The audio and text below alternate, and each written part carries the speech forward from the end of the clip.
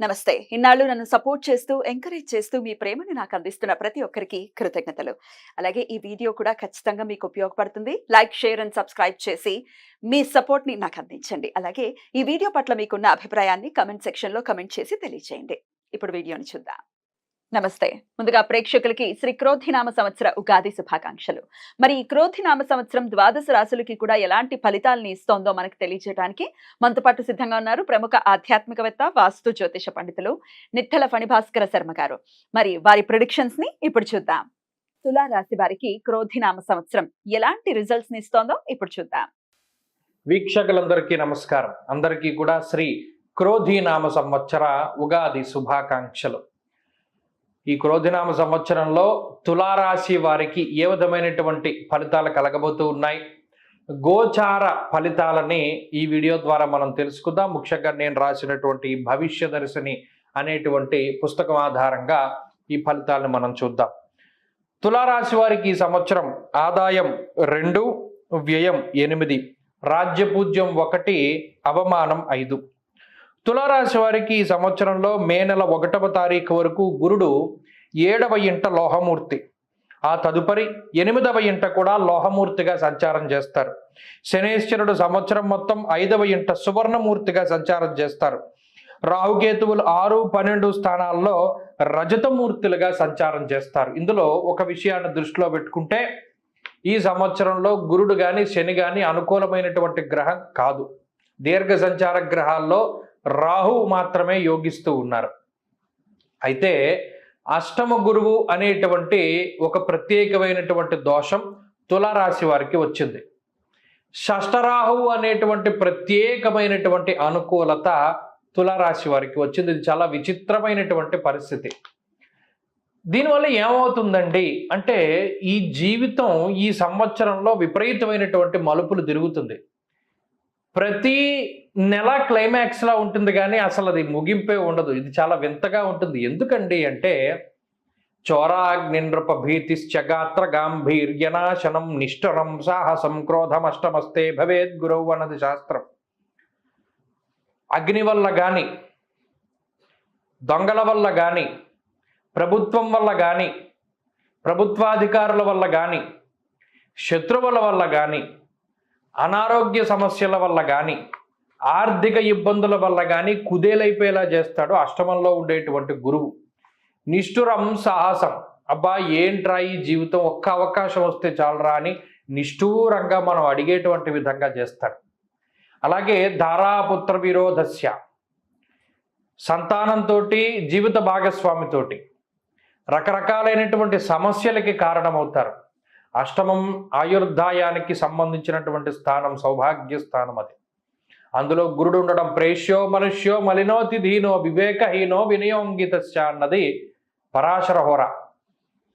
ఇందులో ప్రత్యేకించి లగ్నాత్తు అష్టమంలో ఉండడం, వాళ్ళు మలిన వస్త్రధారణ చేస్తారు, అంత గాంభీర్యం ఉండదు, మాట మాట్లాడేటువంటి గంభీరత్వాన్ని వాళ్ళు కోల్పోతారు. అంటే ఏంటి, ఏదో తప్పు చేస్తారు. తప్పు చేసిన వాడే గంభీరంగా మాట్లాడలేడు. ఎందుకు చేస్తారు తప్పు? కుటుంబం కోసం చేస్తారు. ఓ పని తప్పని తెలిసినా కూడా చేస్తారు. అబద్ధం ఆడతారు, నింద మోస్తారు, అయినా చెలించరు, అంతే అలాగే నుంచుని ఉంటారు. తులారాశి వారికి ఈ విధమైనటువంటి విచిత్ర పరిస్థితులు ఏర్పడడానికి అవకాశం ఉంటుంది. పంచమంలో ఉండేటువంటి శనేశ్వరుడు కార్యహానిర్మనస్తాపహ జ్ఞాతి వ్యాజ్యకలాపహం, జ్ఞాతులతోటి సమస్యలు అన్నాడు. అనగా ఏంటి? జ్ఞాతులంటే ఎవరు? ఒకే ఇంటి పేరుతో ఉండేటువంటి వారు. వాళ్ళు కూడాను వాళ్ళు దాయాదులుగా మారతారు. జ్ఞాతులు మీ ఆస్తిని వాళ్ళు కబ్జా చేయడం, లేదా మీ మీద చెడు ప్రచారం చేయడం, కావాలని దుష్ప్రచారం చేయడం, మిమ్మల్ని వాళ్ళు తిడుతూ ఉండడం, గొడవలకు రావడం ఇత్యాది విషయాల దగ్గరికి మొదలుకొని కోర్టు కేసుల వరకు అనేక రకాలైనటువంటి సమస్యలు జ్ఞాతుల వల్ల వస్తాయన్నాడు. అలాగే కార్యభంగం కలుగుతుందన్నాడు. ఇవన్నీ కూడా గురుశనుల యొక్క స్థితిగతుల వల్ల ఏర్పడతాయని చెప్పారు. ఈ గురుశనుల యొక్క ఈ స్థితిగతుల వల్ల కోపం పెరిగిపోతుంది, ఫ్రస్ట్రేషన్ వచ్చేస్తుంది, శరీరం బరువు పెరిగిపోతుంది, స్థూలకాయం ఏర్పడుతుంది, జుట్టు ఊడిపోవడం మొదలుకొని వృద్ధాప్య ఛాయలు, శరీరం బరువు పెరగడం వల్ల వచ్చేటువంటి థైరాయిడ్లు, పీసీఓడి ప్రాబ్లమ్స్ ఆడవారిలోనూ, పిట్యూటరీ గ్లాండ్కి సంబంధించినటువంటి సమస్యలు ఇవన్నీ కూడా పెరిగిపోతూ ఉంటాయన్నాడు. మరి ఏమండి ఇన్ని రకాలైనటువంటి సమస్యలు చెప్తున్నారు, ఏమి అసలు ఎలా బతికేది అని తులారాశి వాళ్ళు అడిగితే వాళ్ళకి భగవంతుడు ఇచ్చినటువంటి ఒక బలం రాహు. షష్ఠ స్థానంలో రాహు ఇలాంటి సమస్యలు ఎన్నొచ్చినా వాటిని పూచికపులలా తీసేస్తాడు. మబ్బులు విడిపోయినట్టు విడిపోతే రాహు వస్తే రంగంలోకి, అలాంటి చోట రాహువుని నిలబెట్టాడు భగవంతుడు. మరి రాహు 6వ స్థానంలో ఉంటే ఎంత గొప్ప అంటే శాస్త్రంలో ఎంత చెప్పారు అంటే సౌభాగ్య భాగ్యం ఆరోగ్య అన్నారు. రాహు అనుకూలిస్తే 2వ స్థానంలో గొప్ప, అలాంటిది 6వ స్థానంలోనే రాహు యోగిస్తూ ఉన్నాడు అంటే మీరు ఆలోచించుకోండి. 6వ స్థానంలో ధైర్యబుద్ధిర్ వీర్యబుద్ధిర్ రిపునాశం సదాశుభం గౌర్భూమి శత్రునాలాభం. రాహు 2, 11 ఈ స్థానాల్లో యోగించడం వేరు, 6లో యోగించడం వేరు. ధైర్యబుద్ధిర్ వీర్యబుద్ధిర్ రిపునాశం సదాశుభం అంత గంభీరంగా చెప్పాడు రాహు గురించి. ధైర్యం ఇస్తాడు రాహు.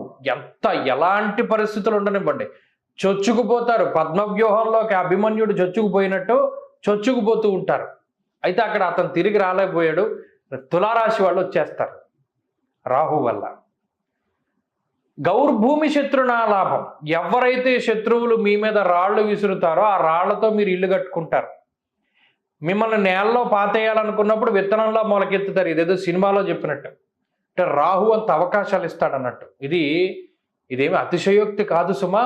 రాహు ఇచ్చేటువంటి ఫలితాలు మాయ అలాగే ఉంటుంది. అప్పటి వరకు అన్ని దారులు మూసుకుపోయినట్టు ఉంటుంది. చూస్తే ఒకేసారి మీకు బయటపడిపోవడానికి అవకాశం లభిస్తుంది. రాహు అంత మీకు అనుకూలిస్తే అంత ఇచ్చేస్తాడు. కాబట్టి అటు గురుడిచ్చేటువంటి శనిచ్చేటువంటి ప్రతికూలతలు ఎన్ని ఉన్నా పూచికపూలతో సమానం రాహుకి. కాబట్టి ఈ తులారాశి వారు ఈ సంవత్సరం రాహు బలాన్ని మీద నెట్టుకుపోతూ ఉంటారు. వారికి ఏ విధమైనటువంటి సమస్య రానివ్వకుండా రాహు చూసుకుంటూ ఉంటారు. ప్రత్యేకించి ఎవరైనా శత్రువులు మీ మీద దాడి చేసినప్పుడు ఆ శత్రువుల వల్ల వచ్చేటువంటి బాధల నుండి మిమ్మల్ని కాపాడి మరలా శత్రువులే నాశనం అయిపోయేటువంటి విధంగా తులారాశి వారికి రాహు ఫలితాన్ని ఇస్తాడు అని చెప్పారు. కాబట్టి తులారాశి వారు ఈ సంవత్సరంలో రాహు బలం ఉంది కాబట్టి దాని మీద ముందుకు వెళ్ళిపోతూ ఉంటారు. గురుడి వ్యతిరేకత శని వ్యతిరేకత ఉన్నా రాహు బలంగా ఉండడం వల్ల వృత్తి ఉద్యోగాల దగ్గర నుండి ఆరోగ్యం దగ్గర నుండి ఐశ్వర్యం దగ్గర నుండి అన్నీ కూడా ముందుకు సాగుతూ ఉంటాయి. ఈ సంవత్సరంలో నూతన గృహ ప్రాప్తి, అలాగే శుభ కార్యక్రమాలు చేయడం, సంతానం కలగడం, సంతాన సంబంధిత ఇబ్బందుల నుండి బయటపడడం, అది విదేశీయానము, ఉన్నత విద్య, ఉద్యోగం కోసం విదేశాలకు ప్రయాణం చేసేటువంటి వారు, అలాగే ప్రత్యేకించి కార్మికులు, కర్షకులు, వ్యవసాయదారులు, నేలని నమ్ముకొని చెమటని నమ్ముకొని మన యొక్క కష్టాన్ని నమ్ముకొని ఉద్యోగం ఈ పనులు చేసేటువంటి వారికి ఈ సంవత్సరం చాలా అద్భుతంగా ఉంటుంది. బ్రహ్మాండమైన వ్యవసాయం ఉంటుంది. చక్కటి రాహు ప్రభావం వల్ల వర్షాలు పడినా పడకపోయినా సకాలంలో మీకు ఇబ్బంది ఏంలా, మీకు రావాల్సినటువంటి డబ్బు మీ చేతికి వస్తుంది. అలాగే ప్రత్యేకించి ఎవరైనా వ్యవసాయదారులు మినపప్పు కానీ నల్లటి గింజలతో ఉండేటువంటివి నల్లరేగడి నేల మీద పండేటువంటి ఉత్పత్తులను వేస్తే చక్కటి లాభాలని ఆర్జించగలుగుతారు. కాబట్టి ఈ శనేశ్వరుని యొక్క పంచమ స్థాన స్థితి, రాహువు షష్ఠ స్థానము, శని దృష్టి సప్తమంపై ఉండడము, గురుని అష్టమ స్థాన స్థితి, ఇలా 5, 6, 7, 8 భావాలు ప్రభావితం అయ్యాయి. కాబట్టి ఉద్యోగ, వ్యాపార, ఆరోగ్య సౌభాగ్యాలన్నీ కూడా తులారాశి వారికి చాలా